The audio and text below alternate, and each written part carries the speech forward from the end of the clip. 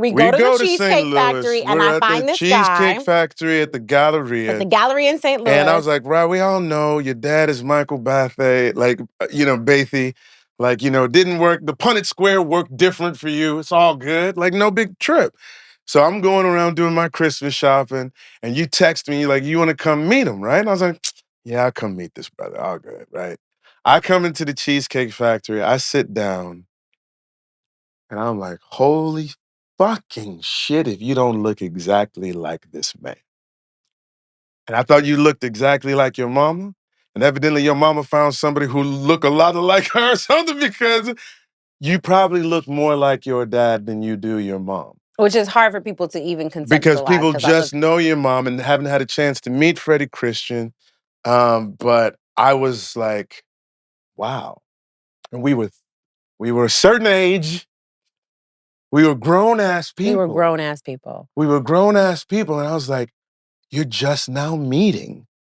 So I'm curious for you, because you were there before me. When you sat down across from him, did you see it immediately? No, I didn't. I think I was. I also think I was. You have to understand, in that moment, there was a lot of disassociation happening. Sure. Do you know what I mean? Like a lot. And for what I realized, probably even for like a year and a half after that, maybe even 2 years, like there's a lot of disassociating. And I can only imagine. That's deep. That's some Randall Pearson type stuff. And I tried to I think my way of coping was like push through. But I think there were a lot of things that became unmoored around that time that I look back and I'm like, it definitely is connected to that.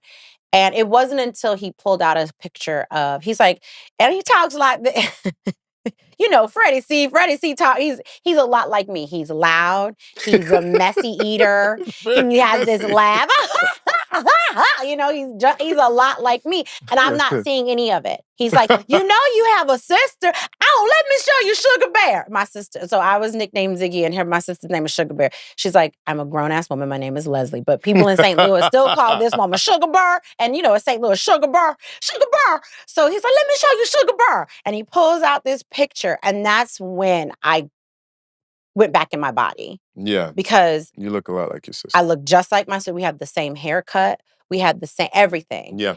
And he's calling her, unbeknownst to me. And so I'm sitting there and I look up, and when I tell you my sister barreled into that, because she didn't know anything about this. Both of us are in the dark. She walked into that Cheesecake Factory like this.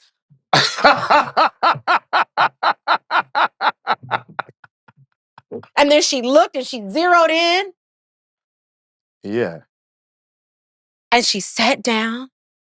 And she was trying to be polite because she's the sweetest, and she's like, "Hi, Daddy. Hi, nice to meet. What are you said this isn't." And we're everyone in the Cheesecake Factory. Listen, I have more of a poker face than legend, so I just sat down. I was like, "This shit is just fucking sat down. Crazy." And I didn't know what you were thinking, because you just had the, I call it the Bobo Sterling, like RoboCop, and Sterling was just we done found a daddy. That's what was going on. I'm looking, everybody's looking, and Freddie C is like, "So what do we do?" And Leslie was like, "Now hold on, we're gonna go take a test." And Freddie C was like, "We ain't got to take the test." I said the same thing. I was like, I don't know why y'all wasting time with this. He said, "We don't have to pay for nothing. I'm your daddy." I think the thing that was really nice for you, I felt, was how happy he was. Yeah. To be a part of your life. He was ecstatic. He was really, ecstatic. Really was. He cried. He was ecstatic. And it didn't, and it was interesting to have a parent say, because, the next day, and because we had to wait. We went to any lab test now. And it was Christmas, so we had to wait till the new year to get the test results back. And that is also where Maury Povich goes when he went to St. Louis.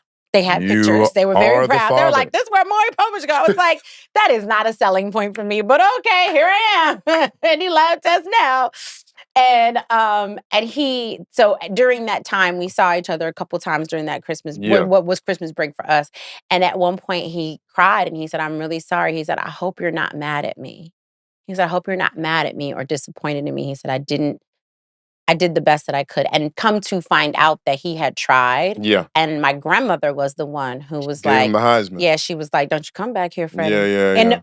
And I didn't know this, but Freddie had been a part of our family. Like, he before all of this happened, because he was a friend of a friend. Your And so aunts too? he would come by the house all the time. And then when my grandmother started raising me, she was like, Freddie, I love you, but don't come back. So Okay. it was very, like, it was deep. It would have been it was it, and the only three women who knew were my mom, my aunt Betty, Yeah. and my grandmother. And no one else in the family knew. We could go into this deeper, but I'm gonna use this as an opportunity to segue, because now you know that you are Black. I'm fully Black. I mean, Biracial. the usual African American slavery mix. Yeah. You're about 72%. We tested that on the thing, Yes, right? we did.